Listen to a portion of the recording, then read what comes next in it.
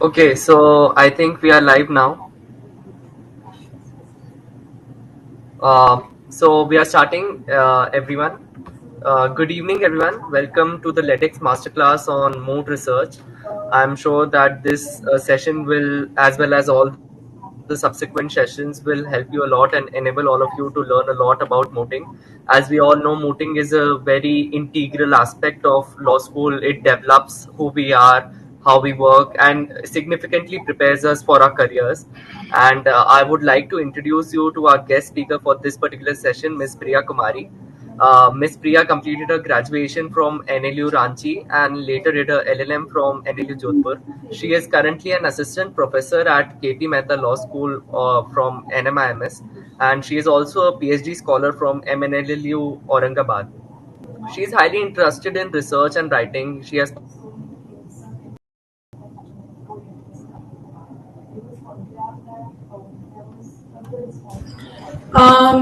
Devraj, your voice is not audible.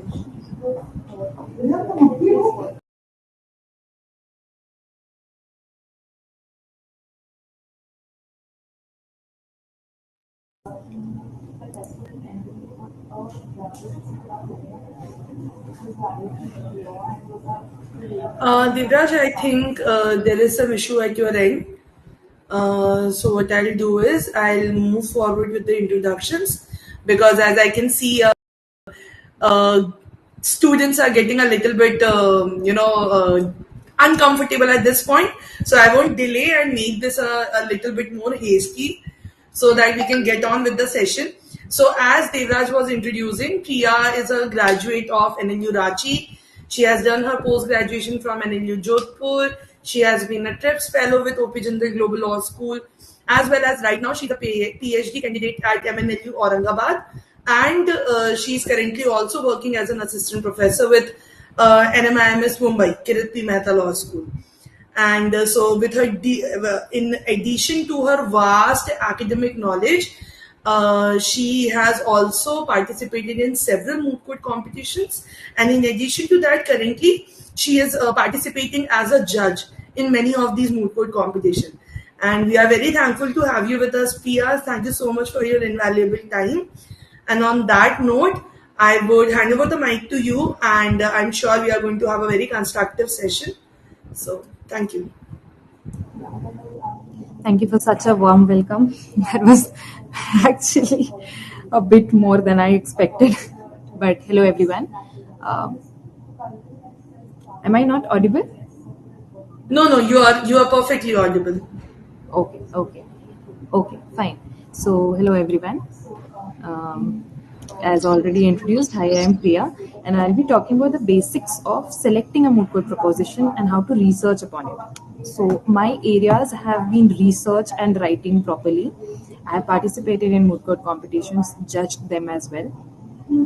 So, the first thing when you hear the word moot, what do you think that comes in your mind? You can just put up your thoughts in the chat box so that it would be an interactive session. It's better.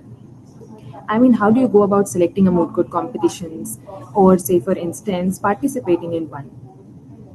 The thought that comes in your mind.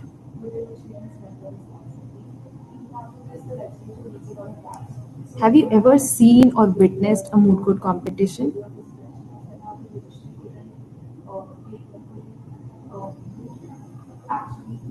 No. Okay. Yes. Correct. Yes. Obviously, there will be a case as if you are the lawyer, correct? And you have to, yes, and you have to participate in a manner so as to defend your client, correct?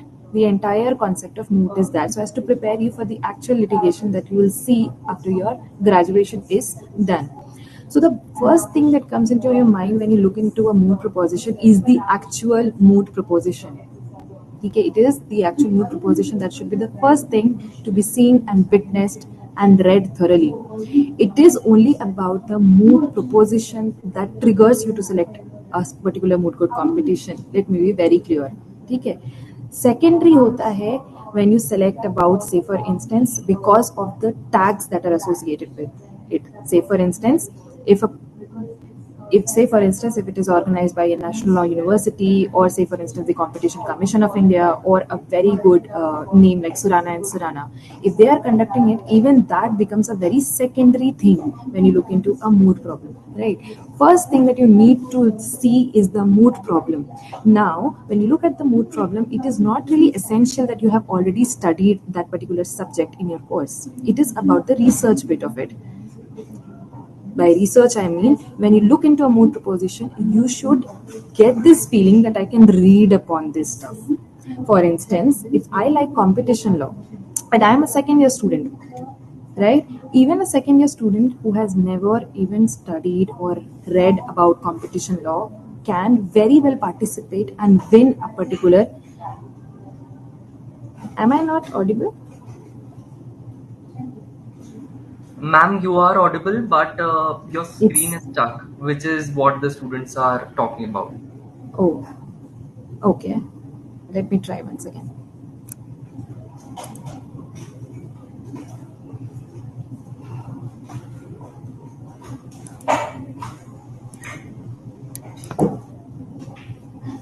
Is it any better now? It's a little bit better, ma'am. You can continue. Okay. So what happens is, when you are even a second year student or a third year student thinking of participating in a moot court competition for the very first time, correct?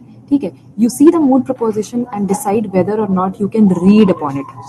The interest part is the trigger for participating in a moot court competition. Let me be very clear about it. Fine. Once you read upon it and you pick up the points and you feel that this particular topic or this particular subject matter is somewhere related to, say, competition law or surrogacy or ART or something specific in nature, and you understand that you are really interested in it, you can read upon it. What is the second thing that you do? Do you just go ahead and participate in that particular competition? Just because you think you can read upon it, do you just go ahead and participate in that competition, being a first time mooter, say for instance?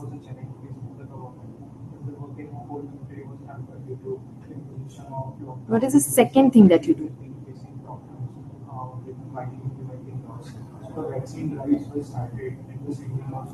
The second thing that you do is basically talking to people who have participated in a very similar set of competition. By similar set of competition, I mean who have really went into streams of competition law itself. For, say, surrogacy itself, if they have participated in a moot court competition in which the proposition was based on surrogacy, it was based on competition law. Okay? You talk to those people, you understand how to participate in the moot, right? How to tackle the judges or the types of question that you can get revolving around a particular area, research area. Once that is done, once you are clarified with the basics of it, you participate in the moot court competition. Then the third thing that you see in a moot court competition is the organization that is conducting it. It is very important. Maybe for a first time mooter, it won't really matter if the competition is organized for the very first time, right? But when you have participated in, say, like one or two moots, it won't add up to your CV to just go ahead and participate in any moot. You need to see the kind of organization that is organizing the same and the kind of collaborators that they have. Say for instance, if IP University Delhi is conducting it and is conducting it with Competition Commission of India, they would have huge benefits attached to it. Like, they can offer you a good internship if you are the winning team, say for instance, or if you fall within the 3 first awardees of the moot court competition, right? Yes, selecting the moot of your choice, that is what I'm saying, the topic of your interest. That is the primary thing. The secondary thing is the organization. The third thing is the collaborators along with the institution or the organization that is actually conducting it. The fourth thing is the benefit attached to the moot court competition. The kind of internships they provide, the kind of monetary benefit they provide, the kind of mentorship they provide. Apart from this thing, you need mentors in a moot court competition. Be it your seniors, be it your classmates, be it the people you can share your thoughts about. You need to talk to them. And once you participate in a moot court competition and say you are declared as the best researcher, or not even the best researcher, but you did well or your team did well, go ahead and talk to people. just don't leave the courtroom. ठीक है? Go and talk to them. Ask them the faults that you had while presentation or in your moot court memorial or in your citations or in the way of your speaking or in the etiquettes that you carried, all the kind of stuff. Do not just go away just because a round is over. Do not just leave the room. Okay, be very or maintain the decorum and ask them clearly, sir, it was a huge honor arguing before you or arguing before the bench. Okay, but the students would like to know what were the lacunae or the loopholes in their arguments. It would be very helpful for us in the future. That is how you make networking. Moot court competition is not just about building your CV. Fine, it is also about building your basics in law school. Fine, because the most important thing you'll be doing in your entire law career is speaking, making networks, talking to people, and then building up a career. Right? So can I move on to the next point? Have you understood how do you do a background research for a moot court competition? Is it clear to all? Okay. ठीक है. Now the second question that comes in your mind, once you have selected that I am going to participate in this particular moot court, yes, or in your particular moot court competition, okay, I have selected this particular moot. Fine. I have given my name, I have selected my teammates. Selecting your teammates is also very important, by the way. Just because somebody is your friend, do not make them your moot court partner. Okay? You need to have a very good researcher. And by researcher, I mean the person who is able to read and write properly. Because there will be two speakers. Generally, there are two speakers and one researcher. Nowadays, the pattern has a bit of a change, and there are two researchers as well. Okay. But majorly, there is one researcher and two speakers in a particular moot court competition. So, if you think that you can open your statement well, pick up a person who can close it well. Okay, and there is a difference between the two. Be very clear about it. The persons who are able to speak well should only be the speakers and not the researchers. Their areas are totally different. The person who is a researcher is supposed to help the speakers in making the structure of the arguments. And you do not generally write everything of your research in your memorial. Right? So that's it. That is how you select your moot court partners. And once you have a very good team in your initial years of law school minded, you will have an advantage over all the other groups, because then you already have a team, and then you can go on taking them to all the moot court competitions and participating and representing your institution and building up your CV. So be very mindful of your moot court partners. Fine. Now the second question is about cracking a moot court competition or moot court proposition, as we call it. Correct? Is everybody able to hear me? Yes, ma'am, you are very okay. So some of them are having an issue with audio. What you can do is you can turn off your video so the bandwidth goes all the way to the audio and you are able to be more clear. Okay. And also there is some background noise with the students are coming. Yes, that is because I'm still in my university and other faculties are conducting their vivas. Okay, So, okay. yeah. Okay, I'll just increase. Okay, so ma'am is rejoining. I would request all of you guys, if you have any issues with what she has said till now, to please put it in the chat box. Whatever questions you guys might have regarding the mode you have to select, or background research, formation of a team, or how do you go about reading the proposition. Whatever has been discussed till now, you guys can come up with questions you might have, and ma'am will answer when she gets back. Okay. So any questions? I hope I am audible now. I was not audible earlier.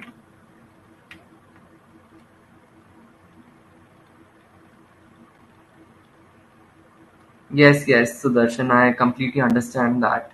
But our guest speaker is at faculty offices at the university, so I will try to get her to be more clear. Yes, Simran. Um, okay, so you want to know how do you search through using keywords.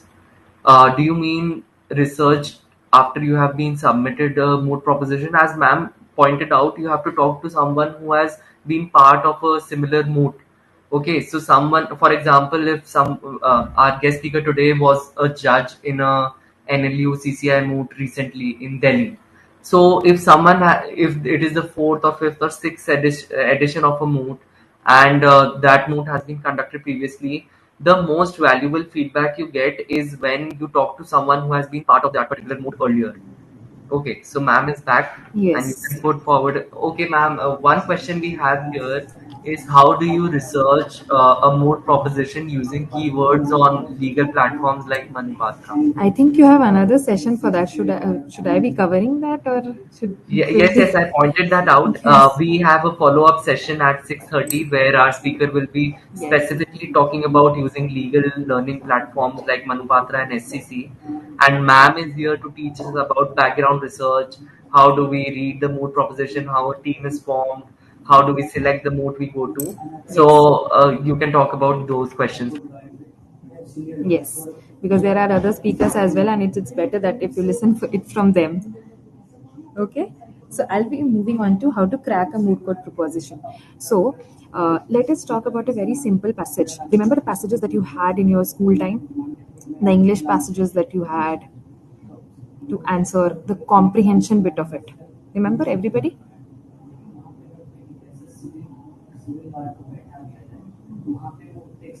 The comprehension or the passage based questions, correct? So what did you do while reading that? Okay, you are not anybody who is a human is not so great a person with retention capacity that he can retain everything in one go. Yes, right. CLAT examinations as well, correct? So what happens is when you read it, you first read it slowly. Take your time and then move on. You do not just read it in one go and finish it over, because you cannot just retain information by reading it once.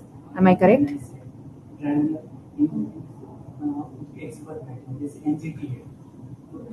Yes, correct. Right.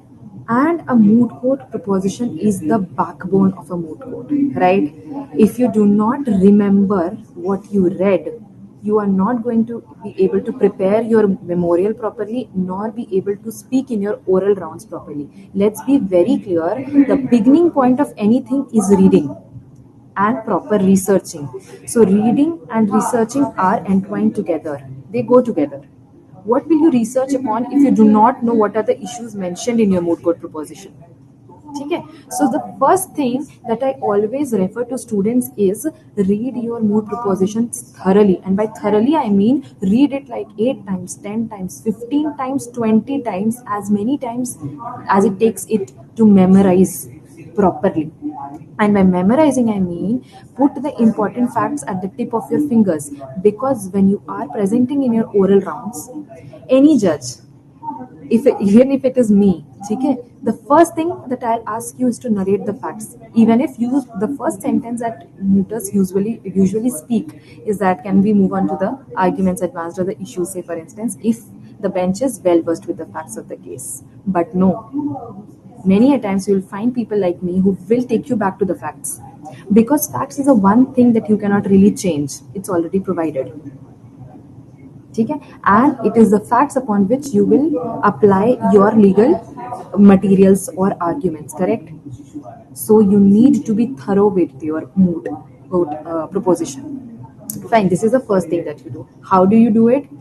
How do you do it? You first read it properly. You read it slowly and understand or pick out the major parts of it. Now, you are both the plaintiff as well as the defendant, or petitioner as well as the respondent. Never read it with one mindset. That is the first mistake that mooters do. Right? First thing that you do is you read it in a way that you pick up the important points from it. Fine? You pick up the important points from it and then decide accordingly, and then change your lens. Never think from one perspective and stick to it, because you have to prepare the memorials and speak from both the sides, right? And what happens is, when you get a favorable moot court proposition, say for instance, if you think while reading a moot court proposition that it is the petitioner's case, it might so happen right? That you feel that it is a petitioner's case and he's going to win. You won't be able to make a very good memorial from the side of the defendant, and that would go against you, because in the prelims round you're supposed to be prepared from both the sides. You do not really know which side are you going to argue for, correct?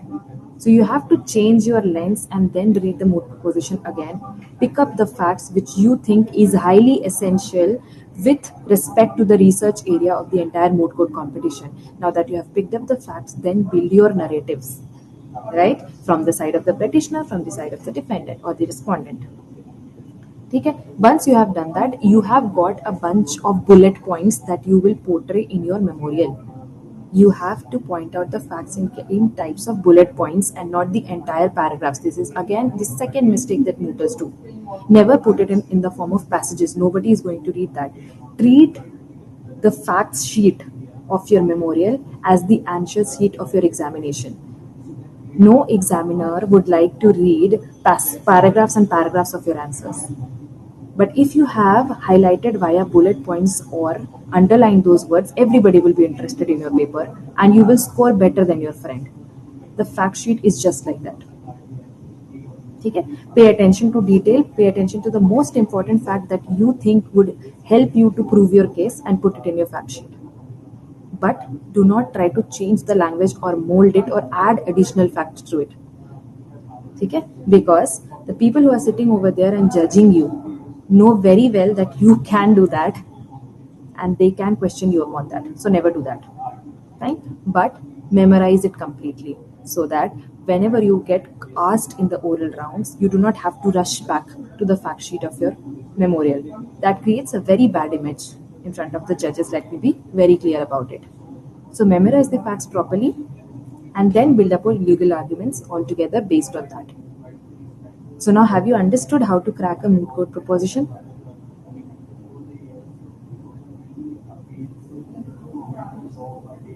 Good. Okay. Now what are the techniques for research? First tell me this very thing. Okay. Research is the same for everything. Whether it be cracking a moot court proposition or whether you are preparing your assignment or whether you are preparing to write a research paper or a research project or an article. The basics of research remains the same, right? What is a research?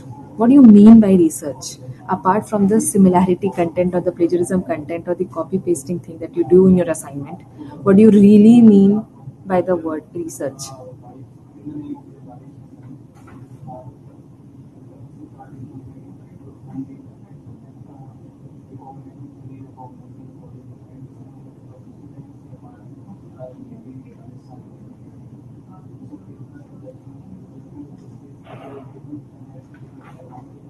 See, the very thing, it comes from, yes, it basically comes from two words, right? Re plus search. So something that is already there, you are putting up more facts to it. Not really facts, you are researching more on it or searching more about it. Not only history and its facts, you are trying to begin with the history and the facts and trying to bring in more facts to it. How do you do that? You read literature on the given subject matter.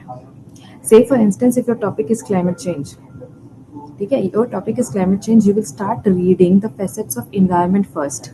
Then you will understand how did we start talking about climate change. You will talk about United Nations Framework Convention on Climate Change. You will then talk about all the conference of parties that we have had, right? Then we'll talk about, say, the Paris Agreement because it made changes. Okay, we'll talk about the Kyoto Protocol because it was the first binding agreement on climate change. Then we will talk about the recent climate change agreement. This is how you proceed. This is what is already done in your field. You read the origin, you read the history, you read the present debate on your current given topic, and then you build up your arguments. Research paper does not really imply that you just copy down the literature that is already available. Research is adding something more to the already existing literature. Even in a research paper, you always have to justify that why did you pick up that particular topic. There should be a research gap. ठीक है. If I am choosing a topic like climate change, which is already spoken by all, what is the importance of me selecting that research topic? ठीक है. There should be a research gap. Now that research gap should be stated in terms like people are talking about climate change, but they are putting a burden only on the government to do something towards climate change. ठीक है. But me as a researcher is trying to portray that even the private sector should do something towards climate change. ठीक है. This is why, because there has been a research gap. Nobody else is talking about the private sector doing something towards climate change, but my paper would do that. And how I will be doing that? With the help of the examples that private sector has resources, right? Private sector has the capability, manpower, technology, which the government does not. And hence the researcher feels that the private sector should pitch in, ठीक है, and along with the government take steps towards mitigation and adaptation of climate change. This is how you build it up. Because the first question that will be asked in any research paper that you present anywhere or write your assignment, the first thing that your teacher or the faculty or the senior professor will ask you is, what was the research gap? What is the use of your particular research paper? Now apply the same thing with your moot court proposition. Every moot court proposition is new or novel or original. Even if it's not novel, it's something that is newly applied to, hence it is original in nature. Correct? ठीक है. पहली बार देख रहे हो तुम ये चीज, यही मान के चलना है. And you also have to think that nothing has been done in this regard. You are the person who is going to argue upon it for the very first time ever. Now research with that mindset. When you start researching with this mindset, you read everything upon it. The one problem that this generation of students have is that they don't like to read. They just go and visit the legal websites. Say for instance, that is Manupatra SSC Online. Max to max, they'll go to Westlaw. Okay. But apart from that, they do not like reading the books or the volumes of the books that is already available in your library. Start your research from there. If the problem is on, say for instance, Constitution of India, read the very basic book first, that is V.N. Shukla. Move on to MP Singh then. Move on to D.D. Basu then. Okay. Did you understand? Go from general to volumes to your legal websites to legislations to cases. Read everything that is available. Now I can totally understand that it gets boring reading upon one particular thing for like 3 to 4 months in one go, and people get bored, and what they do is they end up reading completely. They do not read only, and they cite the case or the legislation they feel is the correct one. Now what happens is cases get overruled every minute or so. They can get overruled in a minute, they can get overruled in a month or so, right? Say for instance, you cited a 2019 Moot 2019 case law in your proposition, in your memorial, and the moment you try to portray it and your judge is an actual litigator, the first thing that he'll point out is this case is overruled, and you'll have no answers to that. Fine. The second thing is, if you are presenting, see the jurisdiction where you are presenting. If you are presenting in front of the Supreme Court, you cannot bring up a High Court case and then state in front of the Supreme Court that you should be bound by it. The Supreme Court would clearly say that the judge will really say that this is a High Court judgment, I won't follow it. Okay. It can also happen that you are presenting in front of the division bench of the Supreme Court and the judgment you brought in or cited in your memorial is of a single bench judge of the Supreme Court. The Supreme Court panel will again say, I'll not follow this judgment. I'm not bound by it. And you will have no answers to that. So how do you research? You see the jurisdiction or the place you are going to argue. Find relevant judgments from that particular court itself or the court which is at par with the one that you are going to argue in front of. And then cite those judgments. And when you are portraying, say for instance, if it is a Supreme Court, and you're citing High Court judgments, cite at least 5 to 6 cases from different High Courts wherein the same judgment was given or similar judgment was given. Make it a very strong case. Feel it for your client. Feel that you're going to get paid or otherwise your client is coming on the road. Okay? Just imagine that. and then start reading. You will never stop reading if you have this mindset. Fine. Do not read upon just for the benefits of the competition or the prize money that you're going to win. Think about the higher repercussions. Fine. This is how you do it. Now, what are the sources that are available to you? Have you heard of primary sources and secondary sources of research? And what are the primary sources of research in a moot court?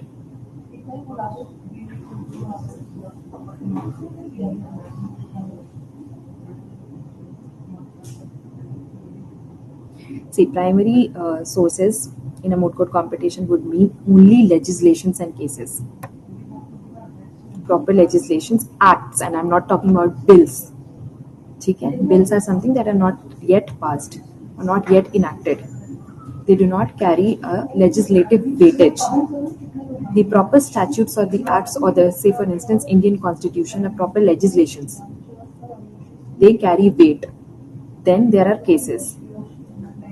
Now, whenever you cite a case, be very thorough with the facts of the case, with the guidelines laid in the case, okay, with the ruling of the case or the ratio of the case, the obiter dicta or the opinion of the judges in that very particular case, and how is it different or similar to the moot proposition in question. Because if a particular judge finds a case cited and you refer that particular case while speaking, he will definitely look into the name of the case, and then he can ask that please tell me the facts of the case or how is it relevant to the moot proposition in question. Then you'll be stuck. Okay? So you need to be thorough with the case that you have cited. Never really think that facts are not really similar, so I should not read upon it. Let's leave it at that. No. This again the biggest mistake that is done by voters. Please be thorough with the facts even if it is completely different, because you are highlighting that particular case law. Right? So be thorough with every aspect of the case that you have cited. Fine. So the primary sources in a moot court competition is always the legislations and the case laws. Articles, books, and everything are secondary that you are reading it. Legislations and cases are the most important parts of your cited resources. Remember that. Fine. And then you have to properly put it up in your memorial. Which are the acts, and how do you mention the names of the acts? By the way, there is a proper way of writing the names of the legislations. There is a proper way of citing the cases. You should be very well aware of that. When you are writing a case name, the VS is wrong, V is wrong, V dot is correct. Verse is part of it. Okay, proper citation. The citation should be divided in 4 portions. Okay? Citing the name of the journal or say for instance the court, right? Reporter, year and volume. Everything should be cited. It should be in 4 parts. If it is not in 4 parts, your citation is not correct. Okay? And if you are citing it from Manupatra or SCC, that is the correct citation. But if you are citing it from Indian Kanun, the court will not accept it because it is not acceptable as an authority. Remember that. And whenever you are citing a case, you need to prepare a pack, case pack, what we call it in a moot court competition. You need to prepare that with all the cases, all the things that you are going to cite and refer to while speaking. Prepare the sets for all the judges, for all the speakers as well as the researcher. Go there, submit it to the court clerk. With proper tabs on it, proper page numbers on it, so that the judges do not have to read each and every page. They'll just throw it off. They won't. If the competition allows to highlight the important portions or the important passages, you can even do that and be ready with that pack. The moment you enter the court, maintain the decorum and then proceed to give it to the clerk. This shows that you are very serious about that moot court competition and you have prepared well. Okay? This is how you proceed about it. So there should be proper citations, legislations and case laws are the one you need to take care of, and do not get stuck with only one website. Do not just refer to SCC or do not just refer to Westlaw. Okay? Refer to all the legal websites, Live Law. Okay? Live Law is there. Fine, there are others like Iron Online, you get good articles on it. Okay? If you can get articles from Scopus Index journals or UGC Care List, these are the ones which are most read or most considered to be most authoritative in nature. If you get research papers from their websites, read them properly because they publish every year. So you'll get the most latest of articles over there. And then you can understand what are people talking about the research area that you are working upon right now. And you are then thorough with it. Do not stop reading even before just entering the mood court room. You do not know what can happen in a minute or so. And if you are well prepared, your competitors would already get frightened of you. The moment they see a well prepared case pack, or a well prepared memorial, they are already losing it. Fine. This is how you proceed about, or this is how the techniques of research work for a moot court competition. See, majorly what happens is, Simran, majorly issues are framed by the organizers themselves because they want to maintain a clarity as to what the issues are. We are not really allowed to make our own issues. Okay? It is also because of the fact that it is a national level moot court competition or an international level moot court competition. So at least the issues are clearly mentioned in the proposition itself.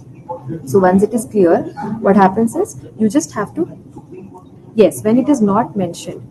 So when you read an entire moot court proposition, you yourself will be able to jot down. You will be able to jot down the points which are important. Say, for instance, if it is something related to the Constitution, it will definitely be talking about some kind of right that is breached, a fundamental right that is breached, or a duty that is neglected. Fine, pick up that portions. It will either be connected when it is of the Constitution. It will be revolving around, definitely around Articles 14, 19 and 21. Okay? Then you will move on to the major issue in question. It can be anything, like it can be about reservation, it can be about the treatment given to a female employee, say for instance. Okay? It can be about untouchability, it can be about carrying of titles.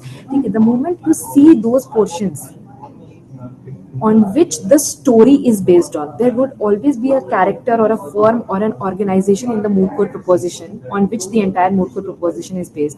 See to it what is happening to the main character too. Fine. There is always a main character. When you watch a movie, there is always a lead character and several side characters, correct?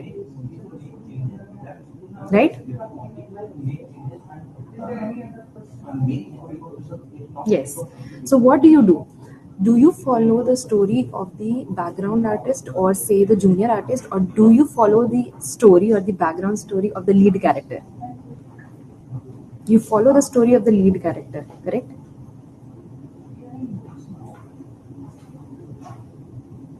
Or that is what the movie is based upon. If you're watching a movie, say like Batman, obviously the movie will talk about how Batman became Batman. It won't really talk about his, say, assistant Alfred, or sorry, I'm forgetting the name. So it won't talk about him, right? The moment you get a moot court proposition, find out the main character of the story. Once you found out the main character of the story, follow his background story and everything. You will then find the issue. But that does not really mean that you won't focus on the side characters, because the secondary issue will come from those side characters only. It can be a case where there is a question of reservation in the first place because person A was not allowed to take water from a particular well. Okay, but then it will go on to the fact that he was also not allowed to work. He and his friend were not allowed to work in a workplace because they belong to a particular community. Now the side character is the friend, but now the second issue will also be framed keeping him in question, right? So pick up the main character first, then move on to the secondary characters, and then form your issues accordingly. This is as simple as it is. I have put it in as simple terms as I can. Okay, this is how you go about it. Fine?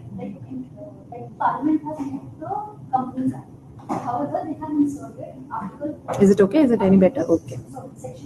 Okay. Now, what are the online resources? I'm pretty sure that you'll be getting more information about how to research upon it, but it's usually based on keywords. Fine. Whenever, what do you mean by the term keywords? Or where have you heard the term keywords for the first time in your law school?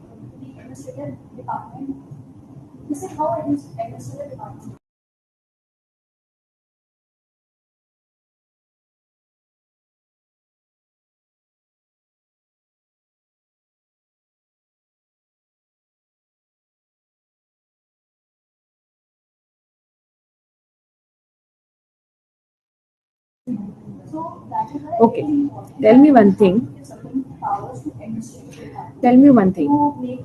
If I ask you a question on, say, what are the rights guaranteed to every citizen of India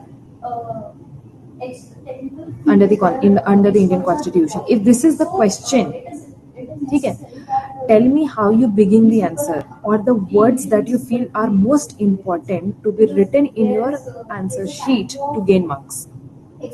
If I ask you, what are the no, I have already asked you what are the fundamental rights guaranteed to a citizen. Yes, Simran is correct.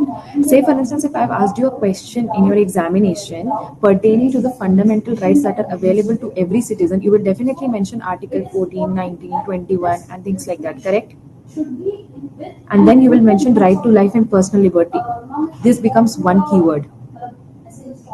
Life and personal liberty, freedom of speech and expression, freedom to religious belief, freedom of opportunities, right? These are all keywords. Why? Because the moment you saw the keyword fundamental rights in the question, that triggered you to write what?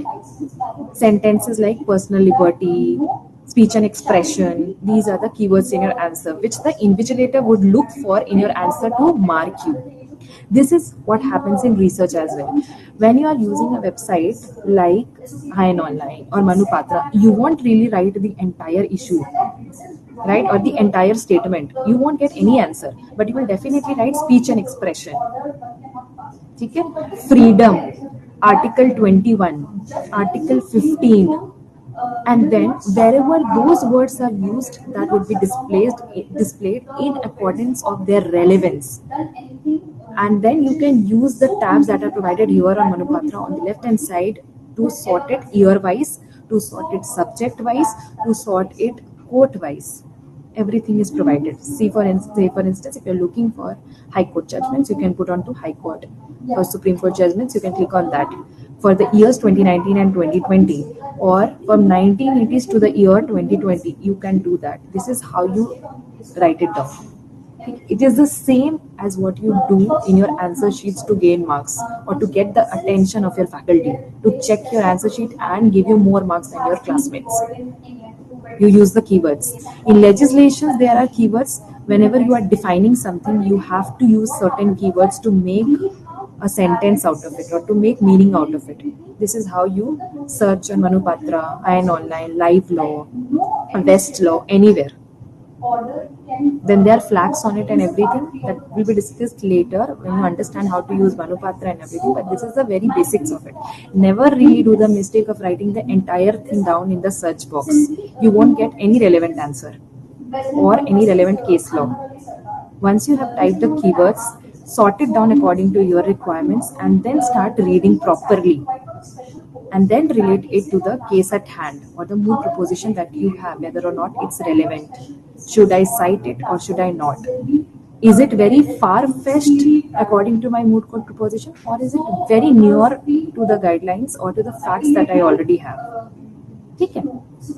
Then it becomes relevant. The moment it becomes relevant, please cite it properly with proper citation and remember the facts, issues, arguments, and the ratio of that particular case. And if that is a landmark case or a leading case by any chance, please remember the number of judges or who sat or who wrote the judgment as well.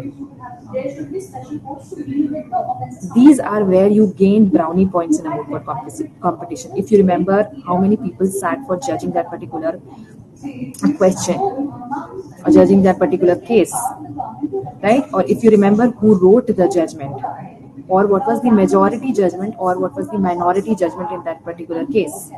You have got a researcher, you have got two speakers.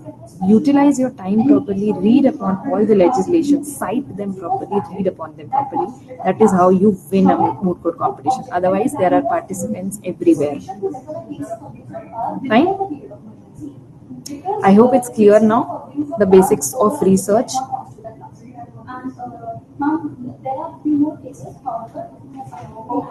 Okay, Simran, which part do you want me to repeat? So there are basically two cases which I have mentioned in my paper. One is number versus Pune Municipal Corporation. In this case, the government was given the power to revoke or modify permission given under the Maharashtra region and town plan. Okay, other than that, is everybody clear on the basics? The power was not unguided since it could be exercised only after the person concerned was given an opportunity of being heard.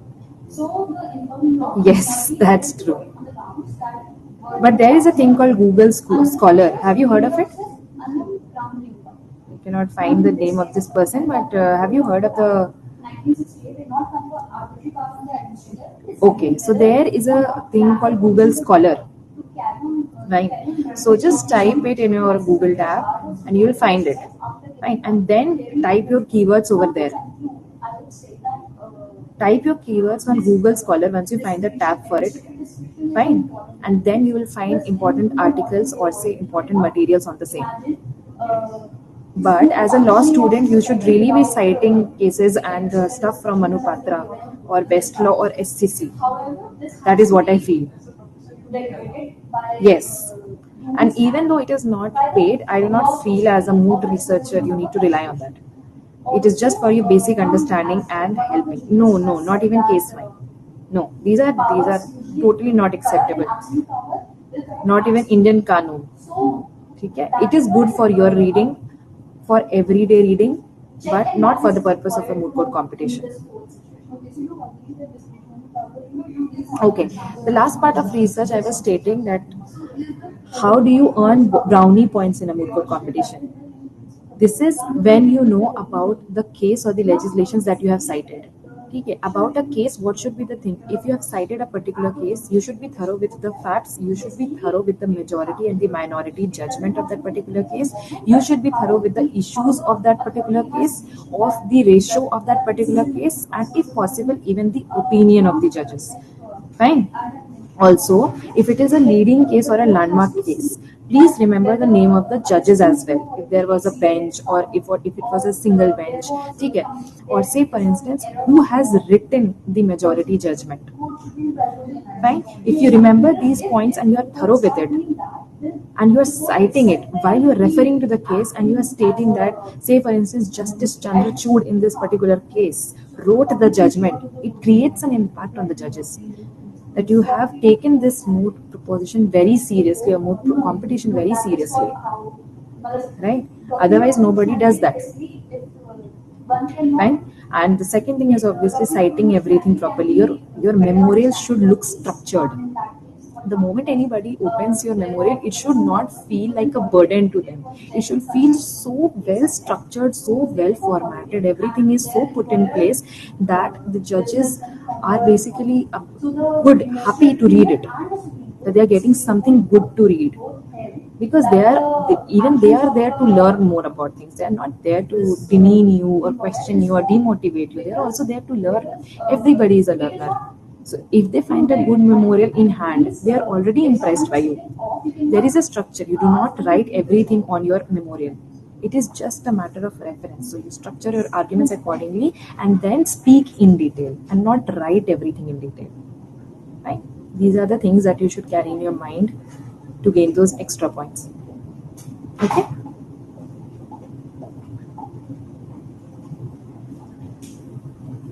Okay, so thank you, ma'am. I would request everyone to put out their questions in the chat box. Do they have any queries, or would they want ma'am to answer some specific questions regarding research for a moot proposition? And ma'am will be happy to answer those questions.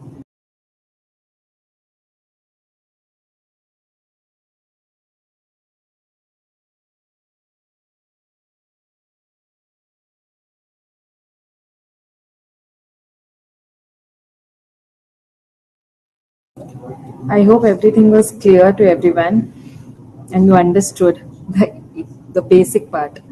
Acha, how to deal with oral arguments. Once you enter your courtroom, you should know the etiquettes. Okay? You should present yourself well. Okay? You should present yourself well when you go out there. You just should not go out there in a very informal attire, in a very informal manner. Your body language should be such that you are there with a proper etiquette. You know that you're going to enter into a moot court competition and that carries a legacy in law schools. Fine. You enter that, you bow or ask for the permission of the bench to enter to sit. Fine. And then you start your oral arguments only when it is stated to you by the judges themselves, and ask them clearly whether they want to be referred to as the bench or the honorable court or ladyships or lordships, whatever they prefer. Ask their preference, ask apologies whenever needed. Be very polite in your manner. You are only there to be a speaker, to be for your client. Don't forget that. You're there for the rights of your client. If you are not polite, it might so happen that you might be thrown out of the court and nobody is going to listen to you after that. You're already a loser. So don't do that. Fine, be polite. Then you start with your oral arguments. There is a thing there, it's also a structuring of the same. The manner in which you have structured your arguments in the memorial. Refer to them, but not read from your memorial. Reading and reference are two very different things. Do not forget that. Keep it according to the format that you have portrayed in your memorial, and side by side also cite the pages so that the judges can refer to the exact case laws or the legislations or the arguments that you have mentioned in your memorial. That is how you go about it.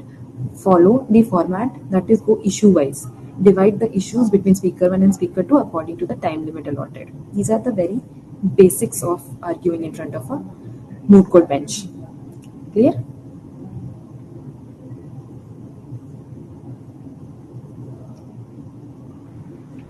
Okay, thank you so much, ma'am, for your time. We are honored to learn from you, and I'm sure that everyone present here at least learns some basic concepts of going about researching, selecting their mood, and how to read a mood proposition. So, thank you so much.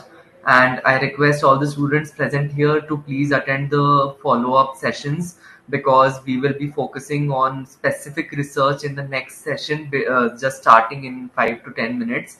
And the two sessions tomorrow will be dealing with how to draft a moot proposition, and day after tomorrow we'll be dealing with how to speak and how to present yourself before the judges. So all of them are important. We hope to see you there. Thank you again, ma'am, and see you soon. Bye. Yeah. Okay.